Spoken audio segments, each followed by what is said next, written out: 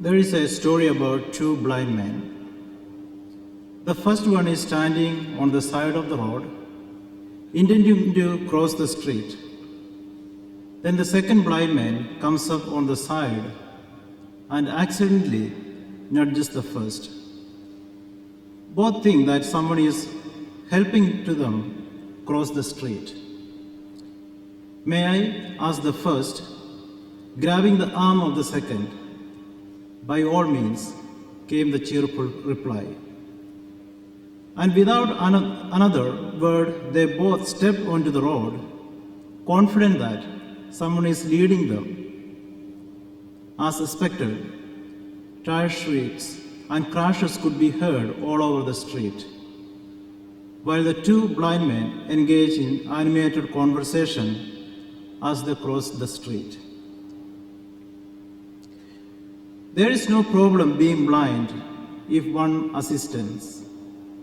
But what is unfortunate is that when the guide is another blind person who does not admit he is blind.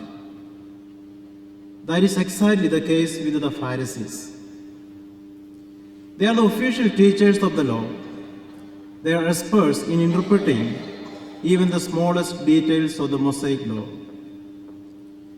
They know about a lot of things, but not the fact that they are spiritually blind.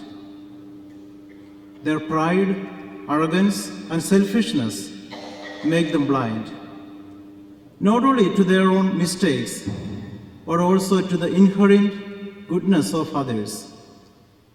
They believe they are the best and holiest persons on the earth, so they rashly judge and condemn people with guides like them.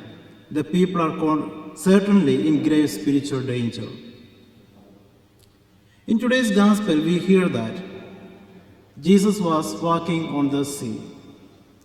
He was healing, touching the life of many people.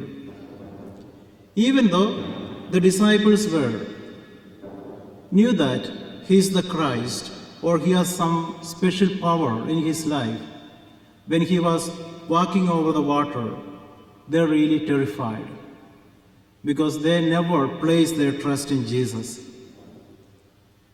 And we see that Jesus spent a lot of time to touch and heal the people who came to him. Today we remember and pray for all the sick in our families as well as in our parishes. The sick people always need our care, our prayer. And we know that when we are becoming sick, that is the time we constantly seek the support and care of other people.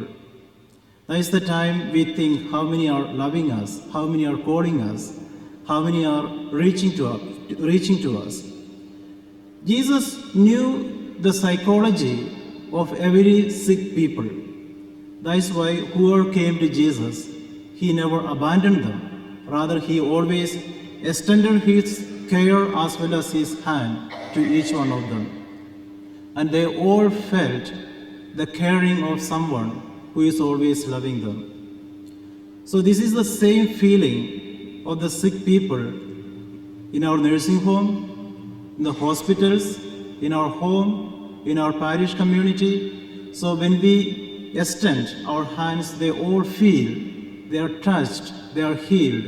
And that is one of the best way to bring them back to the normal situation. So as Jesus tells us, or he shows the very beautiful example to touch the life of other people, let's also care and bring our mercy and compassion into the life of everyone.